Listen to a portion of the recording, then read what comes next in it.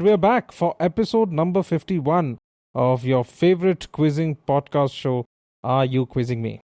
Aditya and I are back in this brand new year of 2024 for hopefully another fruitful year of quizzing via our podcast. Before we start with our questions for the day, I have an announcement to make to our audience.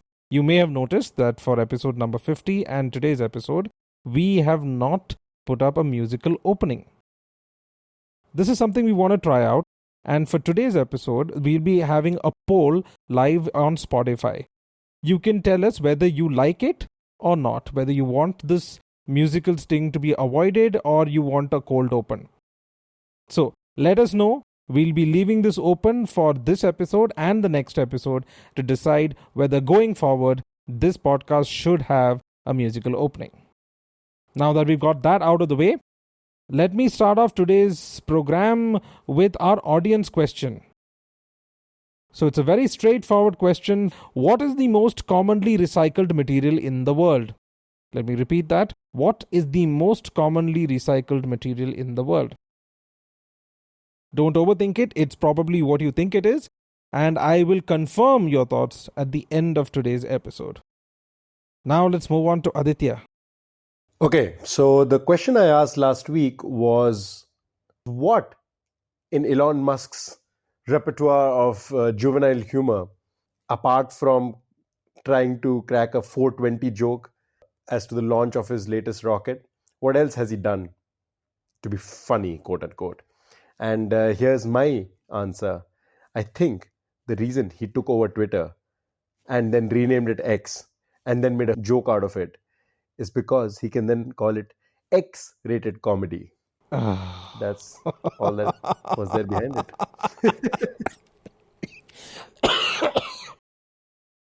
Wow, you've literally made me cough by laughing. I have to specify though, like I was looking for what could be a potential answer for this, and of course, just FYI, for anybody who's listening for the first time, that's not really true. I made that up. But in Elon Musk's defense, I guess, you know, the naming of the Model Tesla cars has been just so that he can spell sexy. Model S, then Model 3 was supposed to come out earlier, but it got delayed. It's Model X, and then Model 3, then Model Y. And I'm not sure what the next one is going to be. I don't know if I want to find out. He will definitely find something to do with it. Okay, Aditya, why don't you start us off for this week with your question? Ooh, I'm very excited about this week. I hope they are fun for you as well. And just because of that, I'm going to start you off with something I think you would enjoy. Okay. This is a Beatles-related question. So John Lennon said that his inspiration for this song came when his 3-year-old son Julian showed him a nursery school drawing. He called the drawing X, which is also the name of the song. It depicted his classmate. Julian later recalled, I don't know why I called it that or why it stood out from all my other drawings, but I obviously had an affection for that girl at that age. I used to show Dad everything I'd built or painted at school, and this one sparked off the idea. Ringo Starr witnessed the moment and said that Julian first uttered the song's title on returning home from nursery school. Lennon later said, I thought that's beautiful. I immediately wrote a song about it. So this is a Beatles song. I told you the origin story. Now, here's an interesting connect with the song and with this particular piece of trivia. In 2004, astronomers at the Harvard-Smithsonian Center for Astrophysics made a startling discovery and created a prophetic connection of this iconic Beatles song to what could very well be the largest naturally occurring substance in the known universe. So it's a specific substance that I'm talking about, and largest known occurrence of that specific substance was connected to this Beatles song. So I've given you a bunch of information. Tell me if you have already cracked it. So the last time you had asked a Beatles question, especially with regards to the origin of the name of the song, it was about Hey Jude, which for some reason I completely flubbed. Hopefully I can regain my Beatles cred with this question, because I believe that the song is Lucy in the Sky with Diamonds, and the connection with the astronomers is that they found a planet which I think was to have a core of diamond, or a planet with where it rains diamonds, something like that. Absolutely, I can't take anything away from that answer. Just a little bit of, I guess, small trivia correction over there. Initially identified as V886 Centauri, the white dwarf is about 4,000 kilometers across and is possibly the largest natural diamond anyone has ever seen. Inspired by the Beatles, the scientists who discovered her christened her Lucy, quite literally in the sky with diamonds. And its size is a staggering 10 billion trillion carats. So that's how big it is. Okay. So well done. Yeah, that was a very quick crack. I also have an additional piece of trivia about this particular song. So, have you seen the movie Lucy? Yes. Scarlett Johansson. She ingests accidentally a drug, which apparently and quite erroneously gives her access to 100% of her brain. And so then she reaches a point where she comes face to face with this ancestor of human beings. It's a very short scene in that. You can see where she's face to face with, I think it was an Australopithecus, one of our, ancestors, basically. That was meant to be the Australopithecus specimen alive called Lucy. So there is a skeleton that was discovered many years ago, which is not very complete, but fairly enough, which showed us our oldest ancestor or something of that sort. The reason that particular specimen was given the name Lucy was the evening after they had excavated the skeleton. At the campsite, the archaeologists were playing Lucy in the Sky with Diamonds. You're right. This is how the Lucy the fossil came to be named. And I have successfully redeemed myself from the flubbery of the last Beatles question that you threw at me. And the quickest crack ever. Well done, well done. Thank you. I am going to move to somewhat recent events. I'm going to be talking about a venue. I want you to give me the name of the venue. It's as simple as that. So X hosted 7 matches at the 2022 Qatar World Cup. It became the first stadium which was totally dismantleable. It was constructed entirely from shipping containers and modular steel elements. The name of the stadium holds significance in 2 ways. So I want you to tell me what the name of the stadium was and what exactly the significance is.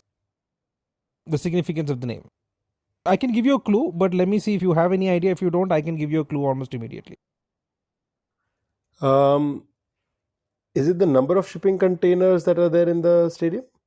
Oh yes, that is again a very quick crack. Do you know what the number is? I want to say it is something 900 something. Ooh, Aditya gets it very, very quickly. It is Stadium 974. Do you know why it's called 974? Apart from the fact that they use 974 containers. Is it the country code for Qatar? Yes, it is the ISD dialing code for Qatar. So Stadium 974, the first ever totally dismantleable stadium, constructed entirely from 974 shipping containers. And 974 also happens to be the ISD code for Qatar. I think that's the fastest we've gone through the first 2 questions in any episode. So hit me, Aditya, with your question. Yeah, we're starting off 2024 on a solid roll. I love it. So let's see if we can keep that going with my next question. Tata Steel, on the occasion of its Golden Jubilee in 1958, gifted the citizens of Jamshedpur a park. This was obviously called the Jubilee Park. It's a 237.75 acre Jubilee Park, and it is modeled after the Brindavan Gardens in Mysore, and it's considered a pretty iconic thing in Jamshedpur.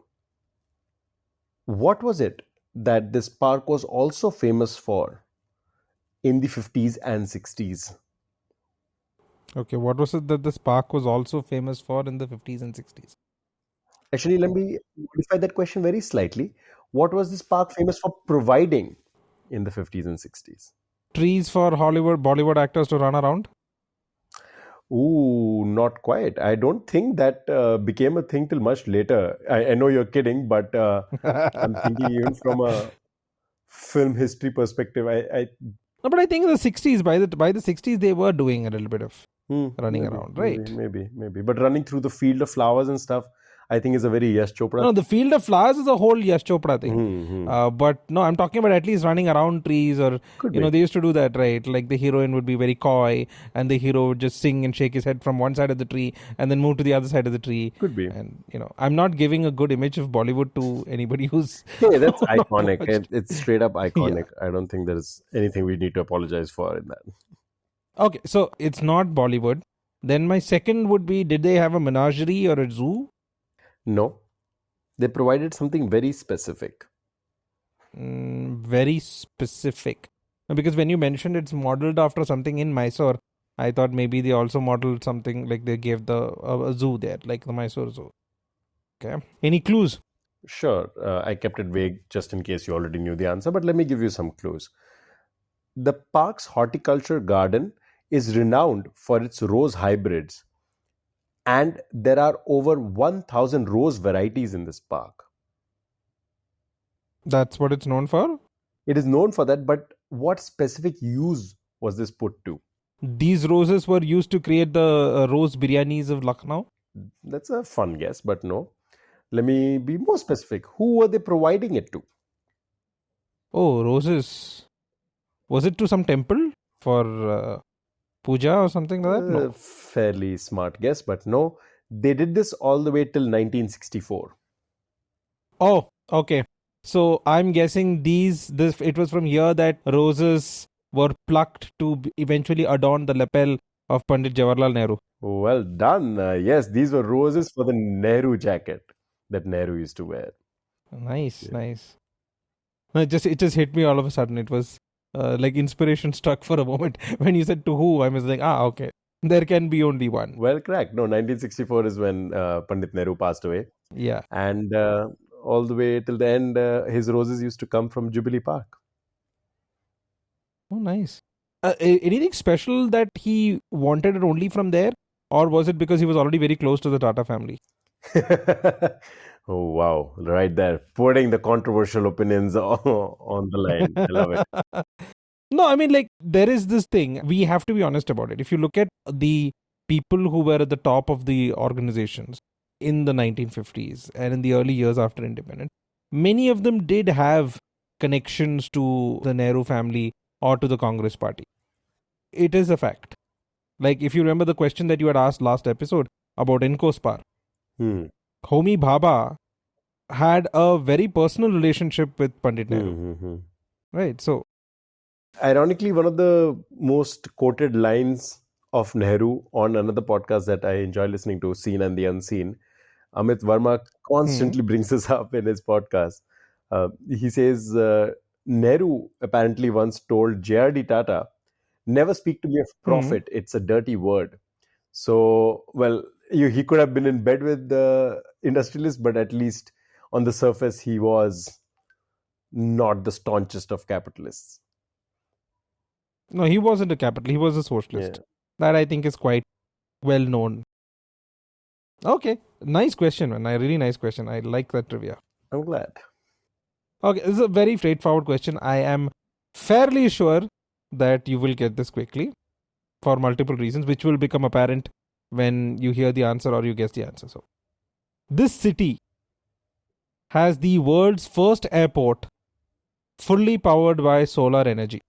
I want you to identify the city and the airport. Like, the airport is fine. If you can just tell me the city's name, that will be more than enough. Is it by any chance Abu Dhabi? No, it is not Abu Dhabi. Okay. The world's first airport fully powered by solar energy. They actually have excess solar energy, which they then sell back or give back to the grid. The first completely green airport. I'll need a clue. This is almost a giveaway, but if you have paid attention, you would know this. If I have paid attention. If you paid attention, you would know this. Let me rephrase that a little bit. If you had paid attention, you would know this. So I'm guessing you're implying that it's a place that I've been to. But in almost a little humble brag here, I've been to a lot of places, Vineet. So. I know. let me just rephrase that. This will definitely give you the answer, but let me just rephrase that because I just so enjoy needling you like this. If you had paid attention recently, you would know this. Okay, so I guess our listeners wouldn't be aware, but for their benefit, in December, I traveled to Bangalore, I traveled to Kochi, I traveled to Delhi, I traveled to Udaipur, I traveled to Lucknow, I traveled to Chennai. So you could be any of these cities right now, but let me try. Okay, let me try. Yes, it is. It is one of these cities. Okay. And the fact of the matter is, when you get out of the airport, the road which takes you to the heart of the city or which takes you away from the airport is lined on one side by this huge solar farm. Okay, it's definitely not Chennai. And there's also the fact that there's a huge ass billboard declaring the fact that this is the world's first airport, which is completely solar powered. Oh, interesting. Um, it's not Chennai, it's not Udaipur, definitely not Delhi. Bangalore also, I doubt it. So I'm confused between Lucknow and Kochi. I'm gonna take a gamble and say Kochi. Yes, it is the Cochin International Airport, Sial. Hmm. It was the world's first airport fully powered by solar energy.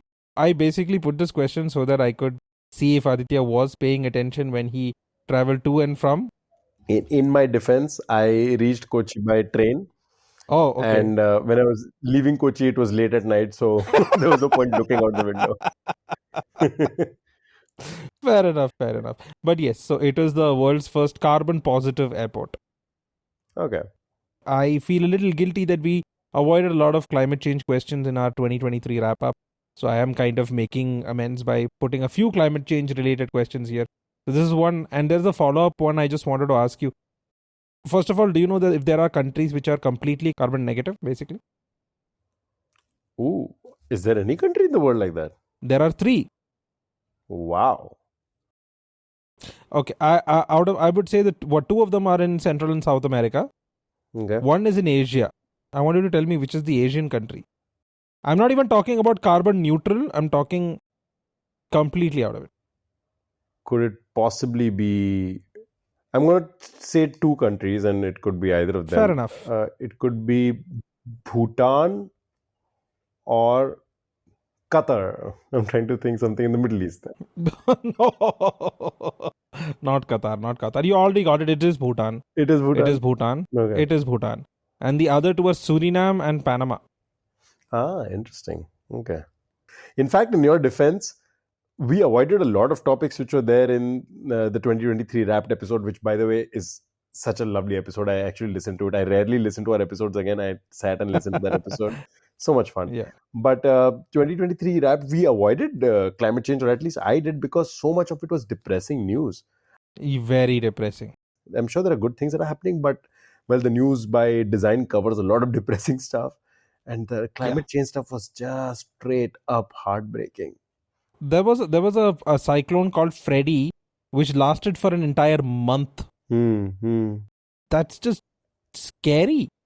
Because I remember when we were growing up, or maybe not growing up, but when I was in my early 20s and all, I used to see these documentaries about superstorms and super hurricanes and super volcanoes, and these were things that they mentioned existed millions of years ago, right? And now that doesn't seem like such a far off concept. We could, at least in my lifetime, be the victims of a superstorm or a super hurricane, I feel. That is a lovely word of caution for anybody indulging. Yes. Okay. So Aditya, your question. It's a very simple question. Do you know what the senbazuru is in Japanese tradition? No, I have absolutely no idea. Okay, great. Because that would have made my question too simple for you. Okay. Senbazuru, I'm pretty sure I'm not pronouncing it accurately, but in English it is spelled Senbazuru. Senbazuru is a practice that is meant to give the person doing it one special wish that will come true. So if you do Senbazuru, you will be granted one special wish that will come true. Now, there are some associated pieces of trivia to it. Senbazuru actually became famous with this particular individual, Sadako Sasaki. Sadako Sasaki was a Japanese girl that suffered radiation poisoning at the age of 2 when the atomic bomb was dropped on Hiroshima during World War II. She developed leukemia at age 12. Inspired by the legend of Senbazuru, she began doing that practice. According to some accounts, she managed to finish it. According to other accounts, she didn't. However, she did pass away soon thereafter. Sasaki is remembered today as a worldwide symbol of the innocent children impacted by war. And her story, when it became famous, especially in the book Sasako and Dash, which alludes to Senbazuru, Sadako and Dash, in that book, it told the story of her struggle and of the plight that she faced and how she tried to overcome it with this simple little beautiful tradition that the Japanese have. And unfortunately, it didn't really come true. And that's when Senbazuru gained international recognition as well. The other connection that it has to, let's say, pop culture is Senbazuru is also practiced by JAXA, which is the Japanese equivalent of NASA, and they put their potential astronaut through this to test them. Do you know what Senbazuru is? Is it some kind of breathing exercise like the Japanese version of our pranayama or something like that? No. You said that Japanese astronauts get tested through this now. The first thing that went through my head is, oh, is this the Kobayashi Maru? But then I realized it's 300 years too early. Yes. Little Star Trek reference there for those who got confused. No, I mean, like, okay, something that a cancer-stricken little girl would do, and also something that an astronaut is made to do to test them. Mm-hmm. Now, being this is Japanese, is this some kind of puzzle solving or something like that? You might want astronauts to do the same thing to see their problem solving abilities. Puzzle might be a little stretch, but yeah, you could say it is similar-ish. It's puzzle adjacent, if not exactly puzzle. Okay.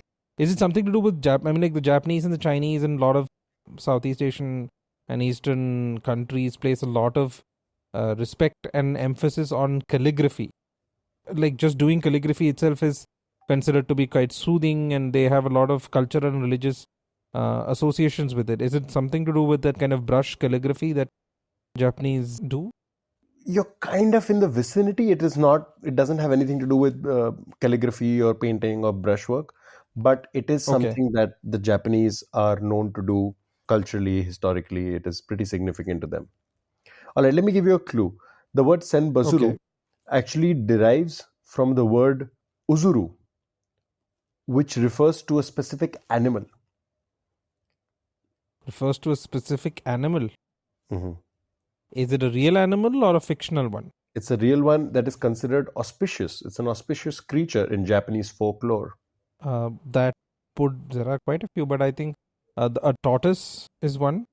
Turtle Yes. or tortoise is one. Is that the one that we're talking about? Yeah, unfortunately, in this case, no, it's not a tortoise. The other one would be a crane. They have a lot of respect for cranes as well. Oh, very well done. Yeah, it is crane. Okay, so wait, what do they do with the crane? Let me just remind you of the few things that I've mentioned, the keywords. So we have crane, Okay, we have Japanese traditions and customs and practice. It is meant to give you good luck, but it is also used by the Japanese equivalent of NASA to test its potential astronaut candidates for patience and for following procedures and dexterity. okay. Something to do with a crane. Do they have to catch a crane? No, no, it isn't that. Because I just had this funny image in my head of somebody in a complete astronaut suit running after a crane. No. I'm stumped here. I'm stumped completely. You are gonna curse yourself, I can guarantee you when I tell you the answer. You're so Okay. close. Okay. You're so close. Okay, one last clue. Give me one. I don't know if I have a clue for you, but it is something that is considered a very stereotypically Japanese thing to do. It is done by a lot of other cultures as well, but it originated, and the word at least is strongly Japanese, the name that we give to this practice. And it is something that maybe young kids might do in school also, What? in their arts and crafts class. Wait, they have to make a quill from a crane feather? Oh, Vineet, I can sense how much you're going to hate yourself when I tell you the answer. Oh God. Why am the crane? Put me out of my misery. The answer is origami cranes. Oh, oh yes, origami cranes. Yes, you have to make 1,001 cranes or something like that, right? There's a You knew it, yes. yes, I knew this one, but I never knew it was called sen. Oh God, yes. Origami cranes are known as orizuru. Uzuru is the Okay, name for cranes. Sen means thousand in Japanese, so senbazuru is basically thousand origami cranes. okay. And it is considered a practice that would give you the boon of one wish that will come true. So this poor girl who lost her life at a very young age, she brought this particular practice to worldwide attention when she attempted it at the age of 12. Some sources say she managed to complete 644. Her mother has said that she actually exceeded the 1,000. In any case, she did pass away shortly thereafter, unfortunately. Apparently, JAXA also uses it to test its astronaut candidates for their dexterity, for also their ability to keep focused while doing a repetitive, boring task, and also Mm-hmm. for their procedure and rule following ability. Okay. Very nice question, man. I'll be very honest with you. After I reached crane, na, my mind went into a complete blank. Also, because there was this piece of trivia. I don't know if you heard of this. Have you heard of this crane in an American zoo, which I think completely imprinted itself on its zookeeper? So when it saw other cranes of its own species, I think it was an Asian white crane. When it saw cranes of its own species, it didn't recognize them as their own species, and it treated its zookeeper like its mate. Ooh. And this crane would not mate with any other normal cranes. Oh. So eventually, the zookeeper had to do the same kind of mating dance and things with this and artificially inseminate this crane. I swear that is the funniest thing I've ever heard. And also, if it is true, I'm just going to put this out as a conspiracy theory. The zookeeper had a weird fetish. He was just using it to justify his own fetish. The zookeeper was up to some shady business. No, I was just looking it up. The name of the crane was called Walnut, and the zookeeper was named Crow, His name was Crow. which is also ironic on so many levels. I do not want to malign Mr. Crow. I'm obviously kidding. Maybe this was just one of those situations which had to be done, what had to be done. Yeah. So bringing this back to my defense, the moment I reached crane, this piece of trivia about this crane which had a relationship with its zookeeper kept in my head, and I could not think of anything else. You thought of artificially inseminating a crane instead of origami. Like, I don't. Hey, it should be no news to you that I'm a weird dude. It is. It has been my privilege, honestly, to make this podcast alongside of you, Vineet. I love it. Okay, moving on. This is my question to you. As of 2023, who is the only actor to star in a Worst Picture Razzie winner and a Best Picture Oscar winner in the same year? Feel like I've read this, and I, for my life, cannot recall who it is. Is it an actor, like a male actor, or is it a female actor? It is a male actor. And I'll give you the Oscar hit history of this actor. This actor has been nominated for Best Actor twice in 1990 and 1997. They've been nominated again in 2000, and they were also nominated in 2023. In 2023, they were nominated. Yes. Which year was the one that they got the... So I haven't mentioned which year that he starred in a movie that won the Best Picture Oscar, He also starred in another movie which won the Worst Picture Razzie in the same year. Oh wait, sorry, I need to clarify. Did the actor win the Oscar and Razzie, or did the film win the Oscar and the Razzie? The film. So this guy acted in two films, A and B, let's say. Okay. A won the Best Picture Oscar, B won the Worst Picture Razzie in the same year. And he's the only actor to have ever to hold that particular dubious record. Okay. The other thing I mentioned was that he has been nominated multiple times for Oscars in 1990, 1997, 2000 and 2023. Ooh. 2023 also. Yes, he was nominated in 2023. 1990s and 2000 was making me go towards Russell Crowe, but I don't think he was nominated in 2023. Nope. You would be very careful to see how I've phrased his Oscar nominations. I'm giving you an extra clue here. Well, I guess I didn't pay attention because I didn't see anything out of the ordinary. So what I said was he was nominated for Best Actor in 1990, 1997. He was nominated again in 2000 and 2023. Oh, so was 2000 and 2023 like Best Supporting Actor or something? 2000 was Best Supporting Actor, yes. 2023 was something else. Okay, interesting. The reason I actually said that I know this piece of trivia is because I was thinking of Sandra Bullock. And Sandra Bullock has definitely won a Razzie and an Oscar in the same year. Yes. I will give you the year. I think that should be an additional clue. So the year that I mentioned that won both Best Picture Oscar and Worst Picture Razzie, same year was 1988. 1988? Yes. So Best Picture Oscar winner 1988. Yeah, that'll give you, again, additional clue. One of two options. That'll give you two options. You should pick one of them. You know, I can, with a decent bit of certainty, tell you the Best Picture Oscar winners for 90s onwards without going too off. 1988 is just outside of my,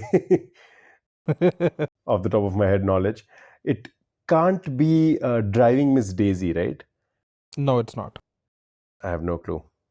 The nomination that this particular actor got in 2023, the Oscar nomination, was in the category of Best Picture.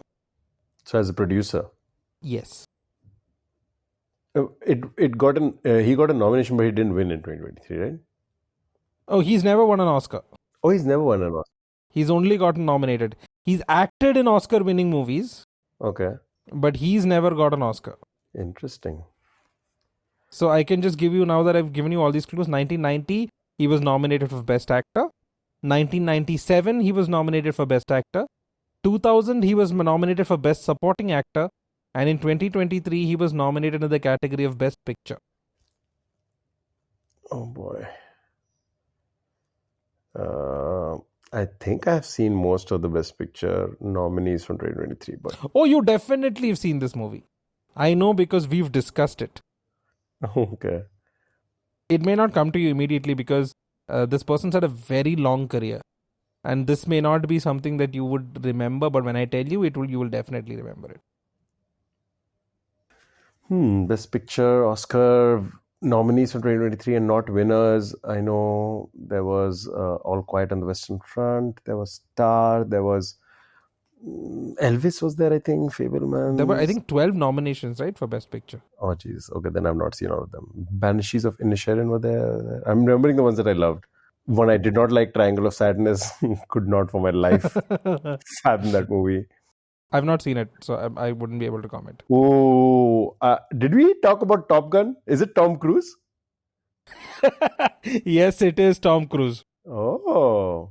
Okay, so let me now just put everything back together. In 1988, Tom Cruise acted in a movie called Rain Man, which won the Oscar for Best Picture. Which is why I said you would have two options, one of which would give you the answer. The other one would be Dustin Hoffman. In the same year, he also had a movie which won the Worst Picture Razzie, which was Cocktail. Okay. Yeah. So for our audience, a Razzie is like the anti-Oscar. So instead of giving awards for Best Picture, Best Actor, they give for Worst Picture, Worst Actor, that kind of thing. Right. In 1990, he was nominated for Best Actor. Any idea which film? One of his better performances, but everybody's forgotten it completely. 1990? 1990. It's not Eyes Wide Shut, right? No. That was in 97, if I'm not mistaken. Kubrick's last film. 1990, is it your Show Me the Money? Jerry Maguire? No, actually, that is his 1997 nomination. Okay. Jerry Maguire. Hmm. So 1990 nomination. Like I mentioned, it's one of his best performances. However, not something that many people remember. It was an Oliver Stone movie. Ooh. No, I don't know. Which one is it? The movie's called Born on the 4th of July. Of course, yeah, I've heard of it. Yeah. Yeah, it's about Vietnam vet. A really good performance by Tom Cruise, but I think people have completely forgotten about it. At least my generation, nobody remembers it. 1997 is Show Me the Money, as you remember, or also You Had Me at Hello. Mr. Jerry Maguire himself. In 2000, he was nominated for Best Supporting Actor for Magnolia. Magnolia, okay. Interesting. And in 2023, nominated in the category of Best Picture as a producer for Top Gun Maverick. You know, one of my favorite performances of Tom Cruise is Tropic Thunder. Oh, yes. He just embraced the crazy so much in that movie. Yes. I saw an interview in which when they asked him to do the role, he said, I will do it, but I have to be bald. I have to wear a fat suit, have really fat hands and fat fingers, and I want to dance. I mean, like that character, I think it's called Les Wiseman. That's the name, right? Maybe I don't remember. I'm not sure, but I remember when I watched Tropic Thunder, I had no idea about what was going on. I had not watched any trailers or I had not seen any interviews or anything like that. And it took me, I shit you not, until almost half the movie to realize it was Tom Cruise. Wow. Okay. Because he completely disappeared in that role. And it's one of my favorite comedies of the 2000s. Okay. I mean, like Robert Downey Jr. playing a white man who underwent surgery. Doing blackface. And I don't think anybody else could have pulled that off. Any other actor would have gotten cancelled. I think Robert Downey Jr. just has that kind of appeal, but a lot of people probably have forgotten the fact that Robert Downey Jr. in a satirical way, but he still did do blackface. So Yeah. Yeah, fun. And not many people know that Robert Downey Jr. was nominated for an Oscar once. Is it Chaplin? Yes, for Chaplin. He had was nominated for an Oscar for Chaplin. He was a very dramatic actor at one point. My favorite Robert Downey film has to be, and one of my favorite films actually, is Kiss Kiss Bang Bang. Oh, Shane Black. Anything Shane Black writes is just fantastic. The Nice Guys, Kiss Kiss Bang Bang, Last Action Hero, all of them, like just fantastic. The only movie that he very seriously disappointed me in was the last Predator movie, which he directed. Oh, I didn't see it. Yeah, trust me, you're not missing anything. But otherwise, Shane Black and Christmas is just a unbeatable combination. Just to round off what you were saying earlier, by the way, the Razzies are actually short for the Golden Raspberry Awards. And the name comes from blowing a raspberry, which is that sound that you make by sticking your tongue out, and that sounds like a fart. Oh, come on, Aditya, you can do better than that. That's the sound. Let me just show you what a raspberry is actually. Let me just, for our audience, maybe I shouldn't be doing this, but it's actually... Isn't it closer to like a longer sustained sound? Yeah, but my mouth is dry and it's the middle of the night, so they'll have to do well. This has to be the dumbest thing we've ever recorded for this podcast. Okay, so I think that's all the time we have for this episode. Aditya, what's going to be your question for this week's episode? Since we spent an obscene amount of time making the raspberry sound, I have to ask, what would the Raspberries or the Razzie Awards equivalent in India be called, or what should they be called? Okay, fair enough. That's a great question. So we will receive that answer from Aditya, or he will rather make up an answer for it next week. So stay tuned for that. Now there's the small matter of the question that I had asked at the beginning of today's episode. Fairly obvious answer. What is the most commonly recycled material in the world? Aditya, do you have a guess, or do you know what the answer is for this? Plastic bottles? Oh, no. Something a little more obvious than that. Oh. And then cans? Nope. Oh, interesting. Is it the most efficiently recycled? Because I have heard aluminium is very efficiently recycled. No, the most recycled material. The most recycled material. Okay. No, no idea. Is it iron?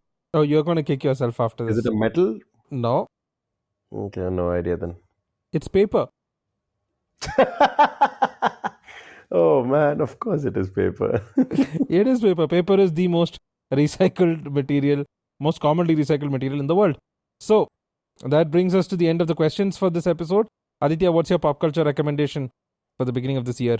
I think I made a bunch of recommendations already, so I'm just going to reiterate a few of those.